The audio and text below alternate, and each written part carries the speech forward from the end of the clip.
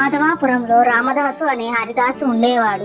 ఆయన యువకుడిగా ఉన్నప్పుడు హరికథలు చెబుతూ సంపాదించేవాడు. వయసు మీద పడటంతో హరికథలు చెప్పలేక దగ్గర గ్రామాలకు వెళ్లి భిక్షాటన చేసుకుంటూ బతుకుతున్నాడు.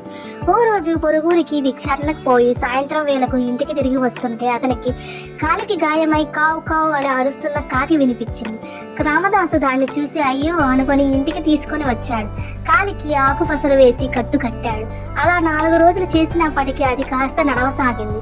కానీ ఇల్లు వదిలిపెట్టి పోకుండా వాళ్ళు వేసే మెతుకులు తిని అక్కడే ఉండసాగింది. ఎండలు బాగా మొదలటంతో భిక్షాటన పొద్దున్నే పోయి ఎండ తగలక ముందే ఇంటికి తిరిగి వద్దామనుకున్నాడు రామదాసు. అందుకని తెల్లవారక ముందే నిద్ర లేచి ముఖం కడుక్కుందామని తుట్టి వైపు వెళ్ళాడు. అప్పటికే కావు కావు అంటూ తన కాళ్ళకు అడ్డం వస్తూ తన పైన తన్నుతూ వెంటాడింది. కాకిచ్చి పొద్దున్నే ఏంటిది దీన్ని సాకింది అనుకుంటూ ముందుకు అడుగు వేశాడు. మళ్ళీ కావు కావు అంటూ అరుస్తూ అడ్డు వచ్చి ఏమైంది దీనికి అనుకుని రామదాసు కళ్ళు బాగా నులుముకొని చూశాడు. దానికి అడ్డంగా పాము పడుకొని ఉంది. రామదాసు వెంటనే కాలు వెనక్కి వేసి కర్ర అందుకొని పామును కట్టబోయాడు. కానీ అది అప్పటికే పక్కనున్న చెట్టులోకి జారుకుంది.